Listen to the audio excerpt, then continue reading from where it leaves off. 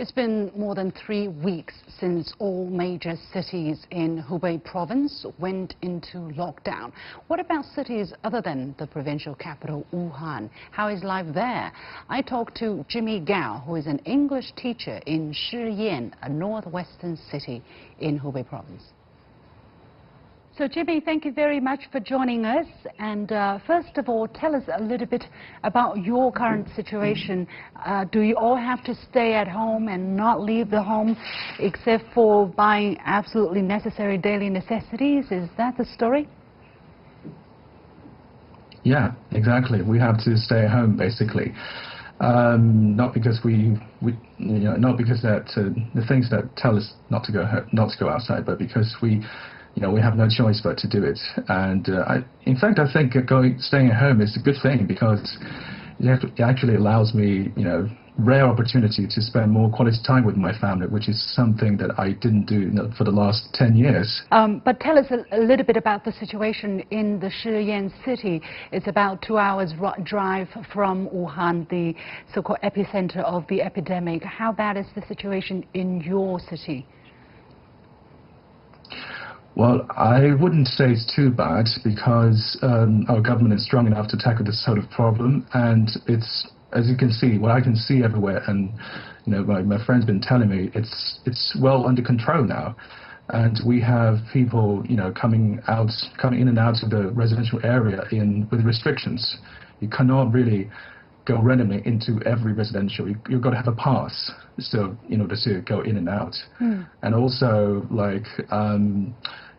there's no suspected cases, at least in my neighborhood. So yeah, I think it's people have a certain sense of protection.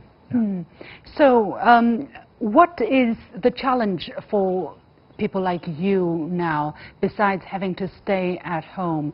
How do you cope with, for instance, the boredom, maybe, can't go anywhere? Or how do you continue doing your work? Because at the end of the day, you have to make a living, right?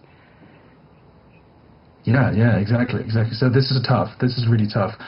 I actually never expected something like this to happen in my life. Yeah, I think, as you can see, business is getting down, courier services is getting down. But me, I was sort of the exception because I work online. So so I can still do what I can do and, upload the courses, prepare for the lessons, and, students really enjoy it. And I think right now, at this point in my life, at this point of this coronavirus, I think it's you got to have a peace of mind of being able to cope with the situation, to have a balanced mind that what's going to happen and that you're doing the right thing. And I think there's a quote from my boss, Mr. Shah. He always says, "Keep doing the hard and the right thing." And I'm sure that that's the thing that I'm doing, even in difficult times. So what has been the hard and right thing in your part of responsibility? For instance, you say you keep teaching online, basically, which is a very good thing, just the right thing for a period of time like this, because children nationwide, or especially in the most affected areas, have been asked to take online courses instead of being physically at school. So what have you done using the kind of online platforms that's already there to continue your work on the one hand, but also help people understand the situation a bit better, maybe? Well, first of all, what we do online English courses, as you know, there are video courses and courses that have been recorded. So I was actually doing the latter one. But recently we have a bit of an update of this course. So I just shot a couple of 1 or 2 videos showing my real working state, in this room, in this sort of like a workplace. So people have been enjoyed, especially my loyal fans, my loyal students have been really enjoyed, and they say how touched it is to see someone from the city of Wuhan, from Hubei, is actually deliver some positive message to them, which is a great relief for them.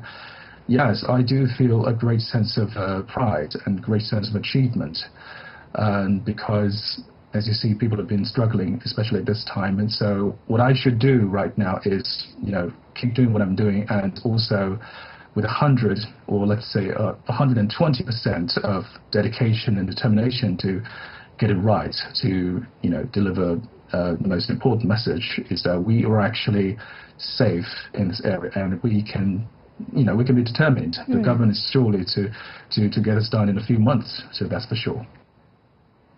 That was Jimmy Gao, an English teacher in Shiyan in Hubei Province. And that was the segment, today's segment of our special series, Inside the Epidemic.